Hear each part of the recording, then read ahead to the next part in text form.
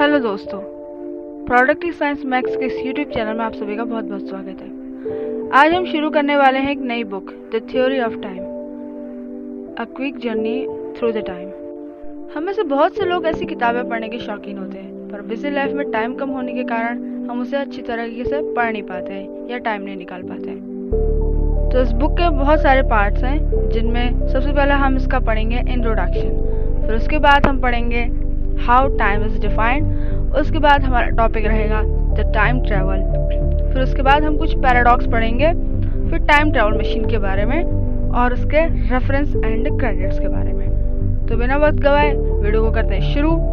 So friends, एक बात बताना चाहती हूँ कि वीडियो थोड़ा सा लेंदी हो सकता है, 10-12 मिनट का। तो अगर आपको अच्छे से देखना ही है तो आप इस वीडियो को पूरा एंड तक देखिए, लाइक भी कीजिए, अगर पसंद आया नहीं आते तो अनलाइक कर दीजिए, लेकिन वीडियो को एंड तक जरूर देखिए। और अगर हो सकेगा तो शायद इस वीडियो का नेक्स्ट पार्ट भी बन सकता है। तो समय क्या है? We all are fascinated with time. हम समय को काफ़ी अच्छे से जानते हैं, लेकिन जानने के बावजूद भी हम ये नहीं समझते कि आखिर समय है क्या। हम ये नहीं जानते कि आखिर समय सच में है क्या। कई सदियों से ह्यूमंस के लिए समय एक मिस्ट्री बनी हुई है।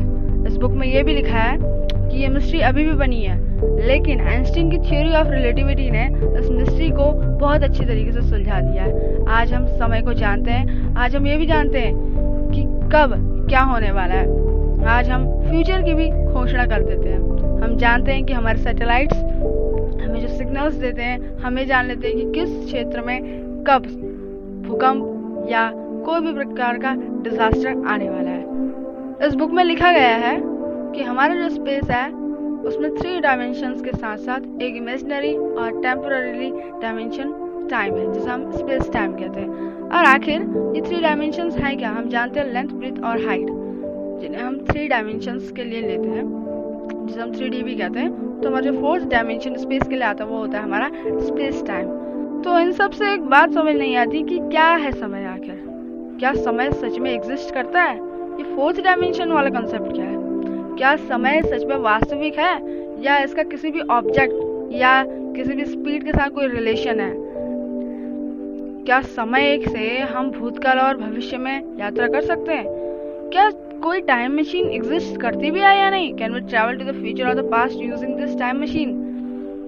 तो आखिर इन सब सवालों के जवाब हमें मिलेंगे कहाँ? तो इसी बुक के अंदर इन सभी के सवालों के जवाब भी है। तो बढ़ते हैं आगे, आखिर वो है क्या? तो हमारा इस बात का टॉपिक आता है हाउ टाइम इज डिफाइंड। आखिर समय को हम कैसे परिभाषित कर सकते हैं कि क्या इसकी कोई परिभाषा है भी या नहीं? ऑक्सफोर्ड के अनुसार the time is indefinite continued progress of existence and events in the past, present and future regarded as a whole. तो ऑक्सफोर्ड के हिसाब से समय एक ऐसी अपरिभाषित और नियमित रूप से चलने वाली एक ऐसी वास्तविक घटना है जो कि आज भी चल रही है, जो पहले भी चली थी और फ्यूचर में भी जो चलेगी।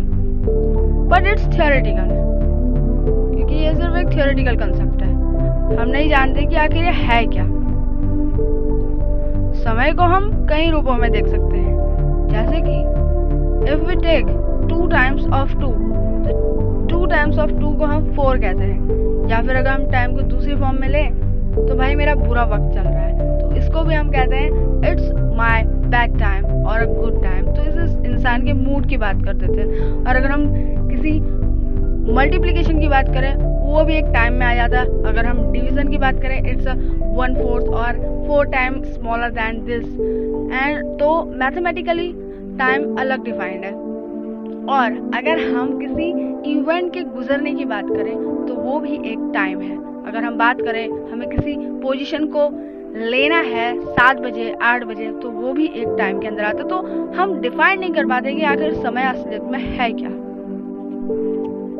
कई सालों से साइंटिस्ट इस बात पे स्टडी कर रहे हैं कि आखिर समय है क्या। वो समय की प्रकृति को जानना चाहते हैं। In the first edition of philosophy naturalis Principia Mathematica में न्यूटन ने ये कहा है कि टाइम इज कांस्टेंट। आखिर समय कांस्टेंट है।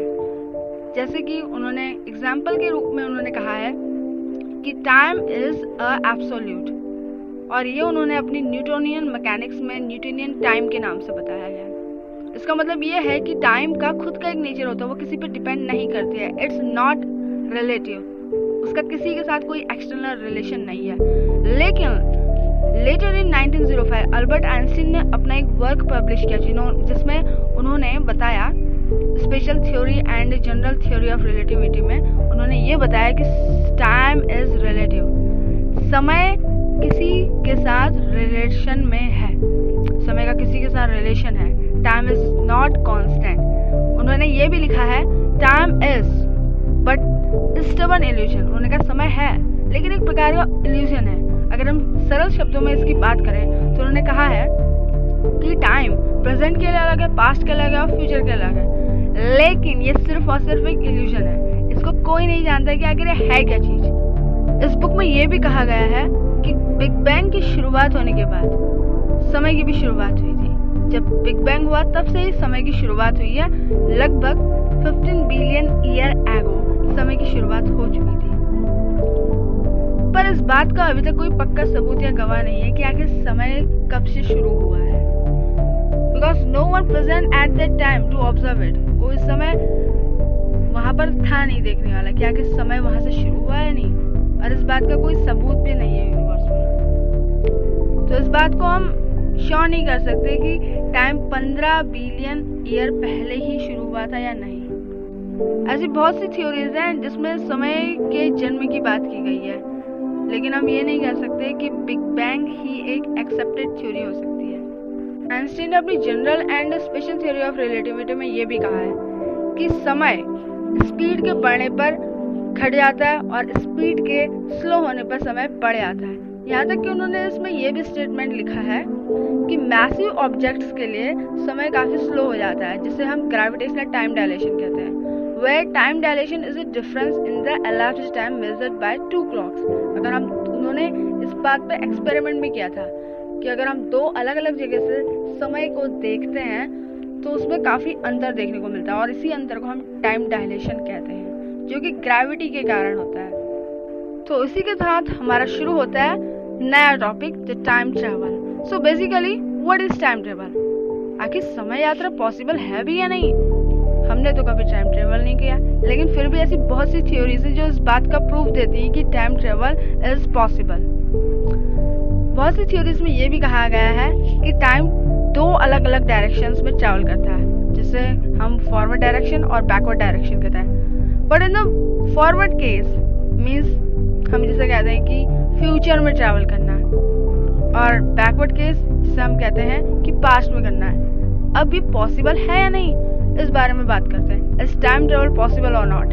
ये है हमारा मेन टॉपिक। तो इसमें कहा गया है कि हाँ, समय में यात्रा करना पॉसिबल है। Even now at this moment you are travelling in future by 1 second, यानी कि तुम 1 सेकेंड के लिए अपने फ्यूचर में ट्रैवल कर सकते हो। इस बुक के हिसाब से टाइम ट्रेवल को उन्होंने काफी अलग ही मिजाज में बताया। उन्होंने कहा है कि ऐसी बहुत सी मेमोरीज, ड्रीम्स होते हैं जिन्हें हम अपने मन में विजुअलाइज करते हैं। अगर आप एक डॉक्टर बनना चाहते हैं तो आप उसे अपने दिमाग में विजुअलाइज करेंगे कि हाँ, मुझे एक डॉक्टर बनना है, और आप खुद को डॉक्टर के लिफाज में देखेंगे। वहीं अगर हम मेमोरीज की बात करें, हम अपने बचपन को विजुअलाइज करें अगर, या फिर हमें किसी ने थप्पड़ मारा है वो हमें याद रहता है, या किसी ने हमें बड़े प्यार से मुस्कुरा कर देखा है तो वो हमें बड़े अच्छे से याद रहता है। तो ये विजुअलाइजेशन भी टाइम ट्रेवल का ही एक पार्ट में आता है। दूसरी अगर हम बात करें ट्रैवलिंग टू फ्यूचर, तो इसमें लिखा गया है कि हमारे पास ऐसी कोई भी एनर्जी या कोई एक ऐसी हायर टेक्नोलॉजी नहीं है जिससे कि हम फ्यूचर में ट्रैवल कर सकें। वहीं हम अगर बात करें तो हम पहले भी इस चीज़ के बारे में चर्चा कर चुके हैं कि समय स्पीड बढ़ने के साथ घट जाता है और स्पीड घटने के साथ समय बढ़ जाता है। अगर आप अपने स्कूल या ऑफिस को अगर काफ़ी तेज़ी से रफ्तार में जाते हैं तो आप कम समय में वहाँ पहुँच जाते हैं, लेकिन अगर दूसरी ओर अगर आप स्लो मोशन में जाते हैं तो आपको काफ़ी समय लग जाता है अपने डेस्टिनेशन में पहुँचने तक का। हम जानते हैं कि समय स्पीड बढ़ने पर घट जाता है और स्पीड के घटने पर समय बढ़ जाता है। अगर हम किसी मैसिव ऑब्जेक्ट की तुलना में काफ़ी छोटे हैं और अगर उसके आसपास ट्रैवल कर रहे हैं या फिर मोशन में है, तो हमारी स्पीड अगर ज़्यादा है तो उसके हिसाब से, उस मैसिव बॉडी के हिसाब से हमारा जो समय होगा वो कम लगेगा, लेकिन अगर हमारी स्पीड स्लो हो जाती है तो हमारा टाइम भी ज़्यादा लगेगा। इसको हम एग्जाम्पली एक तरीके से समझ सकते हैं कि अगर अर्थ में कोई ऑब्जेक्ट जीरो ग्रेविटी पर है, मतलब कि रेस्ट पर है, और दूसरी ओर हम इसे ऐसा भी कह सकते हैं कि वो स्पेस पे स्टेशनरी मोशन में है, तो दोनों के बीच में टाइम का काफ़ी डायलेशन रहेगा, क्योंकि स्पेस में स्पीड का रिलेशन और अर्थ के साथ जो स्पीड का रिलेशन है वो ग्रेविटी के अनुसार काफ़ी अलग रहेगा ऑब्जेक्ट्स के लिए। अब हम मूव करते हैं टाइम पैराडॉक्सेस के साथ। An event which has no beginning and no end is a loop। तो उसमें सबसे पहली हेडिंग में लिखा गया है कि ऐसा कोई इवेंट जिसका ना कोई शुरुआत है और ना कोई अंत है, इसे ही हम चक्र कहते हैं, जिसे इसमें लूप लिखा गया है। सबसे पहले हम बात करते हैं ग्रैंडफादर पैराडॉक्स। आखिर ग्रैंडफादर पैराडॉक्स है क्या? तो ये पैराडॉक्स बड़ा ही इंटरेस्टिंग है, जरा सुनिएगा ध्यान से। इसमें लिखा गया है कि आप इमेजिन कीजिए कि आप कोई लड़का या लड़की है और आप एक बाइक लेना चाहते हैं और आपके घर में सब राजी हैं, लेकिन आपके दादा नहीं है। तो आपको गुस्सा आएगा, तो आप सोचेंगे कि टाइम ट्रेवल करके पास्ट में चले जाएं और अपने दादा को किल कर देंगे। ठीक है, अगर आप अपने दादा को किल कर देते हैं तो इसका मतलब ये है कि आपके पापा नहीं होंगे उस समय। ठीक है, अगर आपके पापा ही पैदा नहीं होंगे तो आप भी पैदा नहीं होंगे फ्यूचर में। तो इसका मतलब ये होता है कि आप कोई टाइम मशीन बना ही नहीं पाएंगे और ट्रैवल नहीं कर पाएंगे, यानी कि यहाँ पे आपकी पूरी थ्योरी बर्बाद चली जाएगी। लेकिन अगर दूसरी ओर बात करें, आपके पापा पैदा हो जाते हैं और आप भी पैदा हो जाते हैं और आपके दादा भी हैं, तो आपको फिर से इसी बात का सामना करना पड़ेगा कि आपको बाइक लेने के लिए मनाही होगी। तो it's so funny but it's a concept और अ पैराडॉक्स कि समय में यात्रा करना मुश्किल है, मतलब कि इसी को हम ग्रैंडफादर पैराडॉक्स कहते हैं कि आप अपने पीढ़ी के किसी इंसान को खत्म कर देते हैं और आप फ्यूचर में जिंदा रहते हैं। It's not a possible. तो दोस्तों हम बात करते हैं बूटस्ट्रैप पैराडॉक्स की। आखिर ये बूटस्ट्रैप पैराडॉक्स है क्या? तो काफी इंटरेस्टिंग है, इन तक सुनिएगा। मान लीजिए कि आपके दरवाजे पर कोई आता है और आपका दरवाजा खटखटाता है। आप जैसे ही दरवाजा खोलते हैं, आपके पैरों के वहाँ पे एक पार्सल रखा होता है। आप उस पार्सल को ओपन करते हैं और उसमें दिया गया होता है कि आखिर आप टाइम मशीन को कैसे बिल्ड करते हैं। उसमें आपको सारे फॉर्मूलाज और जितने प्रोसीजर्स होते हैं वो आपको दिए होते हैं। आखिरकार आप उन प्रोसीजर्स के थ्रू टाइम मशीन को बना ही लेते हैं। फिर आप क्या करते हैं, इस प्रोसीजर को टाइम मशीन द्वारा ट्रैवल करके अपने पास्ट में जाकर अपने यंगर एज में खुद ही को दे देते हैं।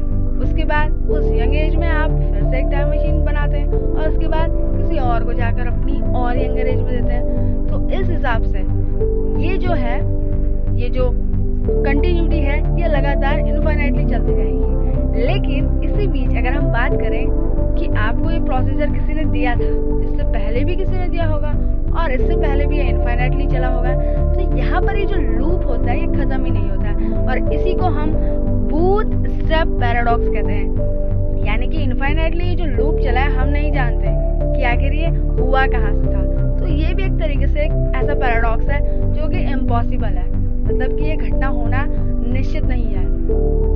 अब हमारा अगला पैराडॉक्स बनता है प्रीडेस्टिनेशन पैराडॉक्स।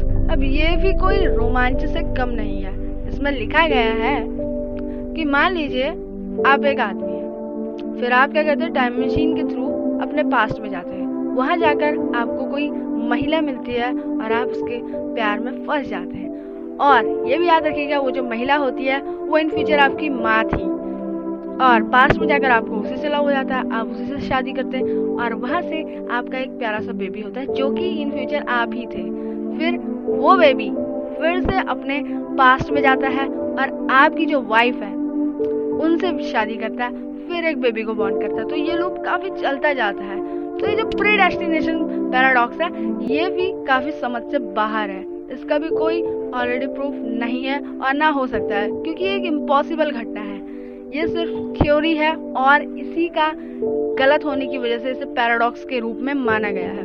अब हम बात करने वाले हैं ट्विन पैराडॉक्स की। ये भी काफी अच्छा पैराडॉक्स है। इसमें बोला गया है, मान लिया दो जुड़वा भाई हैं, वो एक ही दिन पैदा हुए हैं, एक ही साल एक ही समय पर अर्थ में। फिर क्या होता है, उनमें से किसी एक भाई को किसी एक फिक्स डे के दिन टाइम ट्रेवल के लिए, स्पेस ट्रेवल के लिए भेज दिया जाता है। कुछ सालों बाद वो वापस आता है, मान लीजिए 10 सालों बाद वो वापस आता है, लेकिन अगर एज की बात की जाए तो दोनों की एज में काफ़ी डिफरेंस था।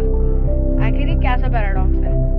मतलब कि अगर कोई इंसान धरती पर रुकता है और दूसरा उसी के साथ का जुड़ा हुआ इंसान अगर वो स्पेस में ट्रैवल करने जाता है तो स्पीड की वजह से उसके टाइम में, उसके एज में काफ़ी असर पड़ता है, क्योंकि वेलोसिटी और speed is inversely proportional to the time. अगर स्पीड बढ़ती है तो टाइम घट जाता है। इसी वजह से हाईली स्पीड में स्पेस में ट्रैवल करने के कारण उस आदमी की एज घट जाती है। वही इंसान दूसरा जो अर्थ में है उसकी स्पीड और उसकी जो एज है वो एक कॉन्स्टेंटली बढ़ रही थी। तो वीडियो की लेंथ ज़्यादा होने की वजह से हम अपनी वीडियो को करते हैं यहीं पे स्टॉप, और बाकी का बचा हुआ पार्ट हम नेक्स्ट वीडियो में कवर करेंगे। सो स्टे विद अस, और वीडियो को लाइक शेयर सब्सक्राइब ज़रूर करें। अगर आपको पसंद नहीं आती तो अनलाइक भी कीजिए, लेकिन कुछ तो कीजिए। कमेंट सेक्शन में जवाब दीजिए कि आपको वीडियो में क्या चीज़ सही लगी और क्या गलत, और क्या हम उसमें इम्प्रूवमेंट कर सकते हैं, और ये भी बताइए कि आपको कौन सी बुक सुननी है।